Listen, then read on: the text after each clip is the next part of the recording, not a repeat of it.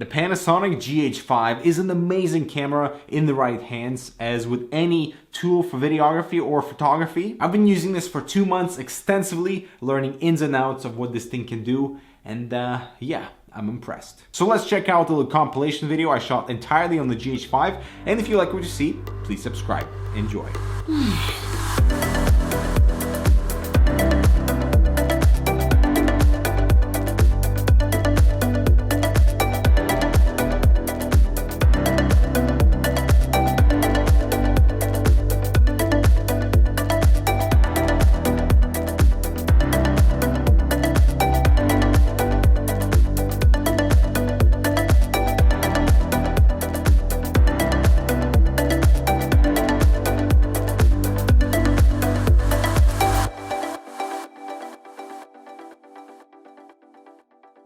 Thermaltake Premium is now selling gaming chairs with carbon fiber-like leather material, standard bucket seat design with lumbar pillow and neck cushion, good adjustable armrest with a sleep recline built in. The chairs are available in multiple colors and different sizes. Learn more in the description below. Alright, so my first Panasonic camera was the GH4 with excellent 4K image, some slow motion features, but I eventually downgraded to the $500 Panasonic G7, which I've been using for the last year and a half, that actually had a cleaner 4K image at higher ISOs and even a wider field of view, as the GH4 had that slight zoom in 4K. So I was very excited that the new Panasonic GH5 got rid of that crop-in factor altogether, and we have a native readout from the Micro Four Thirds sensor, so you get a wider field of view in 4K, and that makes a huge difference. With the right lenses and a Metabones speed booster adapter, you can somewhat mimic that Super 35 look. Now with the Micro Four Thirds sensor, the focal length equivalent to a full frame here is 2x. So the lens here is 12-40, so that would be a 24-80mm on a full frame body. And also, if you need that extra reach that the GH4 had, we now have a punch in function because the sensor on the GH5 is slightly larger than 4K, so you can do a zoom in for pixel to pixel readout without losing much quality. So you can zoom in on the sensor in 4K, which gives you a slight crop, and then on 1080p it's a bit more significant because it's reading those pixels natively on the sensor, so effectively giving you two focal lengths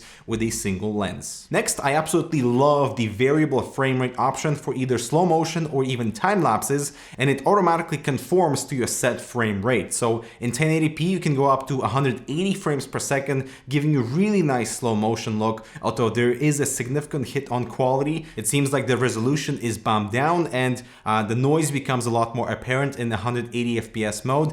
So I tend to stick to 120 frames per second for slow motion because the image is cleaner. In 4K you can go up to 60 frames per second natively or choose variable frame rate, so you can actually create these slider like shots all handheld and automatically get these very smooth slow motion footage that complements in-body image stabilization. I absolutely love the built-in image stabilization. It allows me to use my prime lenses that have no stabilization on there, and I can create these slider-like shots. I can eliminate any camera shake with macro photography. If I'm doing any telephoto handheld for video, it eliminates that jitter that we normally get. It doesn't really work that well for panning while in video because it tries to overly compensate for that motion and you don't get the smooth pan. But if you're on a tripod, I leave it disabled because it consumes battery life also as more.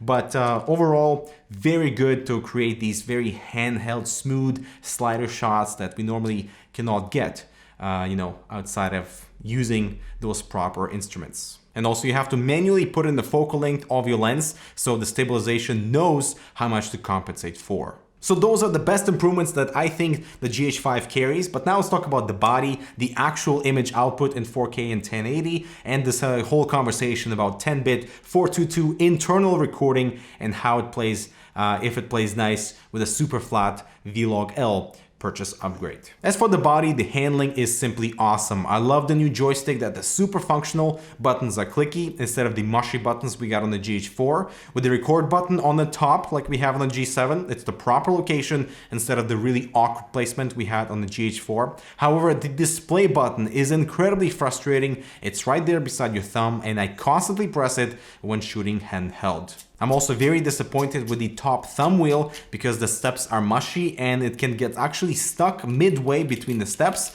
and then accidentally change your shutter speed if you're not careful. The other wheels feel much better though, so it could be just my unit. The one thing Panasonic continues to lead in is button placement and the customization of them on the exterior. It would really suck to have all these features built into the camera but them being buried inside the menu somewhere. I'm talking to you, Sony. So you can customize all these function buttons on the exterior to anything you want, and just having all these features literally at your fingertips is so refreshing because it makes the camera so much more enjoyable and easy to use. For example, this button in the front beside the lens, I have set to enable image stabilization. Then I can switch between the variable frame rate using function 1, then access the full menu with functions 2 that I normally use to change my picture profile. Function 3, I have programmed to do the punch in on the sensor for the extra zoom either in 4K or 1080. And then function 4 is my digital zoom to check focus. And because of that, I am so comfortable using the GH5 right now, and it took me a couple of days to set things up and make sure that I've set those functions that I use the most. And of course, it can be a little bit intimidating just because of all the things that you can remap to, but just give yourself some time on making sure that you know how to operate this thing to 100%. As for the screen, the articulation is perfect. You can do this so you can actually see what you're trying to shoot if you're doing, like things like this when you try to shoot yourself. The resolution is good, the brightness indoors is good, outdoors is kind of dim, it's very difficult to see, which is why you can use the optical viewfinder, sorry, not optical, the digital viewfinder, which is also bright, it's large, and you can easily pull focus, and I use it all the time outdoors, plus it gives you a little extra stability point if you're doing things handheld. The touchscreen is excellent for touch to focus and menu navigation, but I don't like the default menu tab on the right side. It is functional because you can customize what goes there, but in my experience, it covers too much of the screen, so I simply disabled it. And Panasonic has delivered fantastic menu options. Everything is organized well in subcategories, plus the full custom page for your own menus. So just like the customizing the buttons on the body, you can select options that you use the most in the software and put them all in one place. So I can quickly change system frequency between Europe, North America, or the true 24 Hz cinema mode. I can format my SD card from here. I can enable peaking and many other menu items that I normally access. I do like that it still uses the same battery as the GH4. I have plenty of those with the battery life slightly worse, but I shot an entire day at Computex on a single battery and usually go through 2 batteries when shooting in the office. The camera shoots to standard SD cards and we have 2 slots, which is so good. I have video going to 1 slot and all other photo options going to the other. You can also record to the second slot when the first one is full, or record everything to both cards at the same time for backup. And I love that if the slot is empty that has video or photos assigned to it, we get this blinking notification for the empty slot, so it reminds you to populate it. However, the camera automatically records to whatever card is available at the time, so you can still keep shooting. The side ports are behind this door. We have a USB Type-C for transferring data only. You unfortunately cannot charge the camera through this port. There's a full-size HDMI port, which is super handy. There's a headphone jack to monitor your audio and a microphone jack with clean preamps for good audio. And finally, the body is weather sealed, so if your lens is too, you can shoot in tough weather conditions without a concern. So now let's talk image quality. As far as the ISO performance goes, it has improved. It's still a challenge for such a tiny sensor, and I would not go beyond 3200 ISO because the noise is unpleasant, but it is much better compared to the GH4 and the G7. Skin tones look best in the natural color profile. I don't use the Cine D because it makes the skin look kind of weird. Plus, if you want to avoid much post-production work, it's best to capture the best color you want in camera and then add your desired grade in post. The dynamic range is good. It's not as many stops as the Sony A7 series, but I do love how much color information we retain in the highlights. So once I set it to natural color profile, I'm pretty happy with the end result. And the last thing to talk about is 10-bit support internally. Is it any good? Initially, both Adobe Premiere and Final Cut did not support those files. I got constant crashes, but now that's been fixed. Both Adobe and Final Cut work with 10-bit, no problem.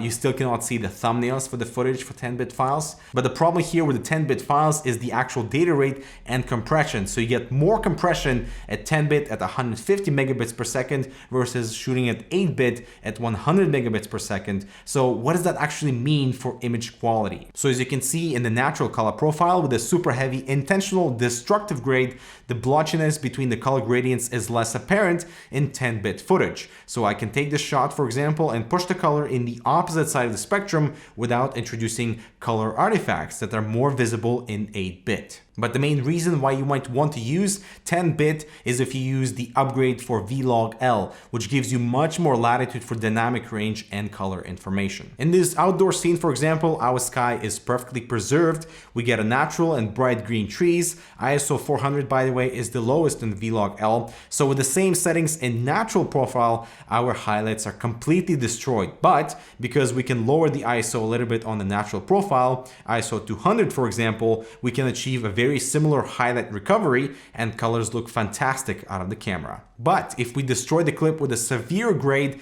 to notice the difference between 10-bit and 8-bit and V-Log-L, here you can see how the 8-bit footage falls apart completely. So in real world, 8-bit with V-Log-L is unusable because there are many magenta banding artifacts that are visible everywhere in all of these different color gradients. So I just shoot 8-bit in natural color profile, which gives me really good color, and because I can tone down that ISO to preserve those highlights is fine, and I can boost the shadows in order to preserve all that color information in the lower end of the the histogram. But 10-bit for V-Log-L for sure, because otherwise 8-bit is just unusable. Now the thing is, V-Log-L and 10-bit is fun to play around with because you have such a flat picture profile that you can do a lot by expanding that color information with different LUTs. And that's where, if you like to experiment and sort of see how far you can push the image, it's awesome. But if you want something that works out of the camera, then 8-bit natural is the way to go. But I'm really excited for the upcoming summer firmware update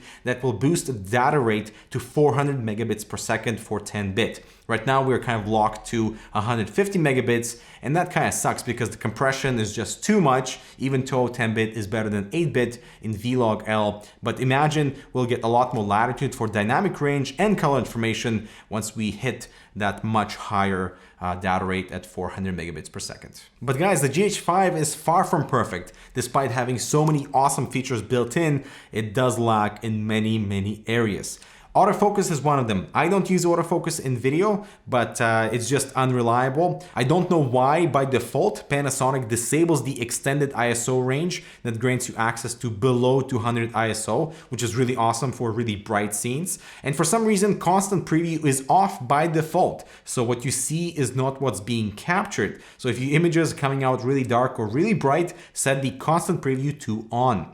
In any 10-bit mode also, the variable frame rate function is disabled, and in 8-bit with variable frame rate enabled, even if you're not using it, autofocus does not work. So with any new Panasonic GH release, they're really pushing the boundaries, and the GH5 is no exception. I love the built-in image stabilization, I love the dual slot functions, the variable frame rate with the slow motion effect is awesome, the 1080p picture is excellent, a lot more detailed versus the GH4. And what's kind of cool is that we have not really fully unlocked what this camera can do, because these firmware updates will be sort of launching from Panasonic, so hopefully they live up to the hype, but we shall see.